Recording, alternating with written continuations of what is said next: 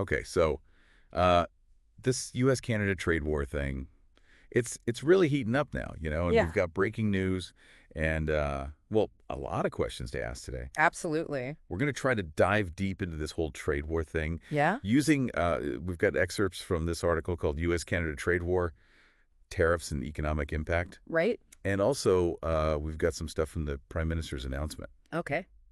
So using those two sources, we really want to kind of figure out how this is all going to, ripple outwards and Hmm. impact everyone, maybe even impact you listening to this right now. Yeah, it's really remarkable how quickly this has all escalated. Yeah. I mean, just this morning, March 4th, 2025, both the U.S. and Canada slapped a 25% tariff on each other's goods. Yeah, 25%, that's a big hit. Yeah. And it's important to remember that this is retaliation by Canada. Right. This is in response to the U.S. doing it first. Prime Minister Trudeau even said, this is going to be tough. Yeah. What makes this situation so serious? Well, I think Trudeau's statement really captures that. Yeah. When he says it's going to be tough, Yeah. he's really kind of hitting on the seriousness of this whole thing. Yeah. A 25% tariff. I mean, basically what that means is that businesses and consumers are going to be paying a lot more for goods. Yeah.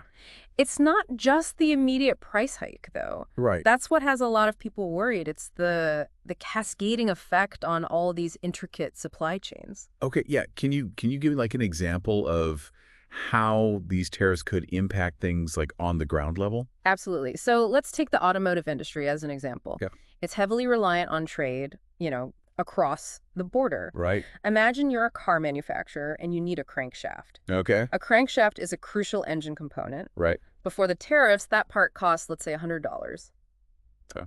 Now, with the 25% tariff, it costs $125. Yeah, that adds up quick. Yeah. So car manufacturers have to just eat that cost or pass it on to the buyer. Right. So cars just become more expensive. Exactly. And we're not talking about a small amount of goods here. Right. Canada's tariffs hit $155 billion worth of U.S. imports. Oh, wow. To give you an idea, that's roughly the GDP of a small country. That's huge. So it's not just Canada feeling the squeeze, though, right? Right. The article mentioned that Trump's tariffs are targeting Mexico and China, too.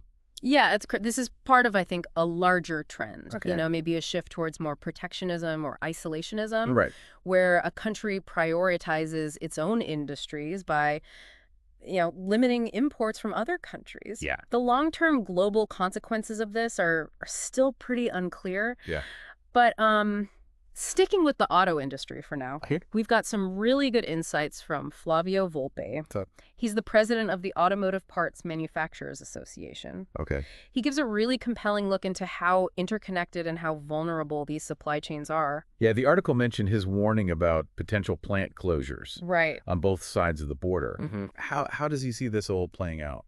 Well, Volpe says that, car manufacturing relies on a very specialized and integrated supply chain. Right. He gives this great analogy. He says you can't just go to Walmart Okay. and grab a crankshaft off the shelf. Huh? These parts are very specific, Right. and often they move back and forth across the border multiple times during production. Oh, wow. So it's like baking a cake and you're halfway through. Yeah. And then you realize, oh, I need eggs. Right. And the only store that has them is suddenly, across an international border. Yeah. With a, huge import fee. Exactly. And we've seen this vulnerability before. Okay. Think back to the 2020 pandemic Right. and the Ambassador Bridge closure back in 2022. Yeah.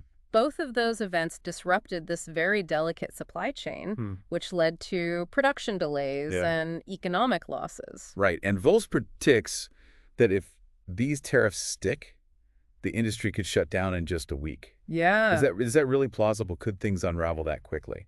It's a bold statement, and I think while a complete shutdown in a week might be an exaggeration, Okay. the point he's making is very important. Right. Even a short disruption to this highly synchronized system can have a huge ripple effect, Yeah.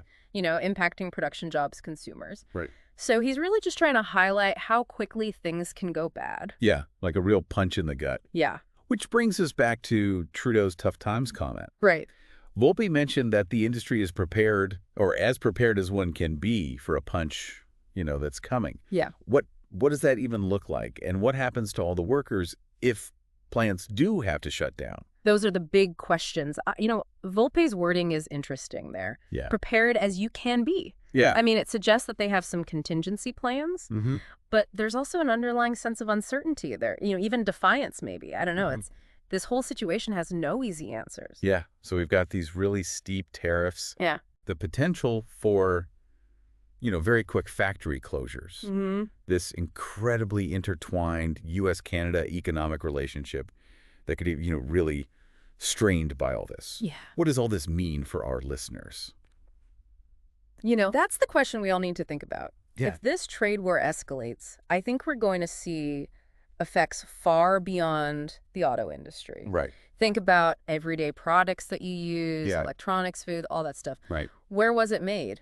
Chances are a lot of it crossed at least one border. Yeah. And could potentially be facing these tariffs and all these disruptions. Right. It makes you think about how global our economy really is. Yeah. This situation is really a reminder that these seemingly distant economic policies can have very real local impacts on all of us. Absolutely. Hopefully this deep dive will spark some new conversations. Yeah. And maybe even some, creative solutions. Yeah, I hope so. Even in the face of all this economic uncertainty, there's always room for innovation and collaboration. I agree. Yes. Thanks for listening. Yeah, thanks for having me.